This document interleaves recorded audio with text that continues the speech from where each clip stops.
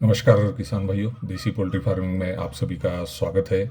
आज हम देसी मुर्गियों में बीमारियां न आए, हमारे फार्म में डिसीजेस न आए, इसलिए हमें क्या केयर लेनी है इसके बारे में बातचीत करेंगे।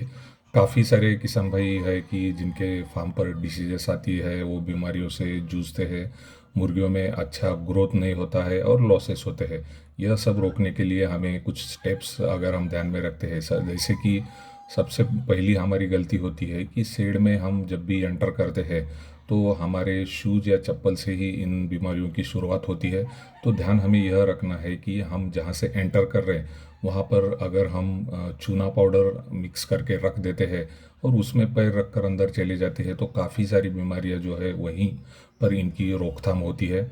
और ये भी ध्यान रखना है कि बाहर से जो चप्पल जूता हम पहन के आ रहे हैं वह बाहर ही छोड़ दिया जाए और अंदर पोल्ट्री में हम काम करने के लिए पोल्ट्री के अंदर एक नया चप्पल या जूता वो रख सकते हैं, वही हमें अंदर यूज़ करना है। दूसरी महत्वपूर्ण बात, काफ़ी सारी बातें जो है हम बाहर से नई शेड के अंदर लेके आते हैं, जैसे कि पुराने कपड़े हैं उसका यूज़ हम शेड के अंदर करते हैं। पुरानी काफ़ी सारी चीज़ें हैं जैसे कि ब्रूडिंग के लिए कुछ हम चीज़ें लेके आते हैं। तो इन सभी बाहर की चीज़ें जैसे ही हम अंदर लाते हैं तो बीमारी आने के चांसेस रहते हैं। तो यह भी हमें ध्यान रखना है। इसके बाद काफ़ी किसान भाइयों ने अपनी बैच शुरू की है, उसके बाद उनके पास जो बड़ी मुर्गियां हैं वह भी वो अपने शेड के अंदर रख देते हैं। तो इन बड़ी मुर्गियों के साथ जो पुरानी बीमारियां हैं वह आने के चांसेस रहते हैं। तो ये मुर्गियां भी हमें हमारे शेड के अंदर नहीं लानी है।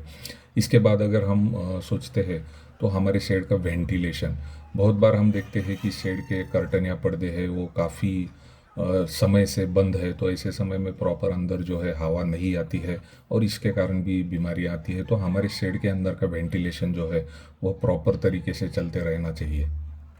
उसी तरह शेड के अंदर बर्ड्स के लिए हम जो लीटर रखते हैं इसकी क्वालिटी भी प्रॉपर होनी चाहिए, इसकी जाड़ाई भी प्रॉपर होनी चाहिए। सबसे पहले तो लीटर जो है वह प्रॉपर ड्राई होना ज़रूरी है। जैसे ही उसके पानी ड्रिंकर से उसके ऊपर पानी गिरता है तो गीला लीटर आपको निकालना है और बाहर फेंकना है। अगर ये गीला लीटर ज़्यादा दिनों तक रहता है, ज़्यादा समय तक रहता है, तो कॉक्सीडियोसिस जैसी बीमारी या दूसरी बैक्टीरियल बीमारियाँ आने के चांसेस रहते हैं। तो लीटर के बारे में भी आपको ध्यान रखना है। शेड के अंदर की सफाई और बाहर की सफाई, इन बातों के ऊपर भी हम ध्यान नहीं देते। तो हमें पीरियडिकली यानी टाइम टाइम पे शेड के अंदर की सफाई और बाहर की सफाई जो है यह करते रहना चाहिए। तो इससे भी हम काफ़ी सारी जो डिसीज़ है उनकी रोकथाम कर सकते हैं। इन सभी बातों का ध्यान रखने के बाद भी हमारे शेड के अंदर कुछ बर्ड जो है वह अगर हमें बीमार दिखाई देते हैं तो इन बर्ड्स को हमें बाहर निकालना है और अलग जगह रखना है, क्योंकि यह बर्ड्स बाकी बर्ड को बीमार करते हैं। तो उनको बाहर रख के उनका पूरा ट्रीटमेंट करना है और जैसे ही वह ठीक नॉर्मल हो जाते हैं तो इन इन बर्ड्स को आप बाद में उसी फार्म में छोड़ सकते हैं।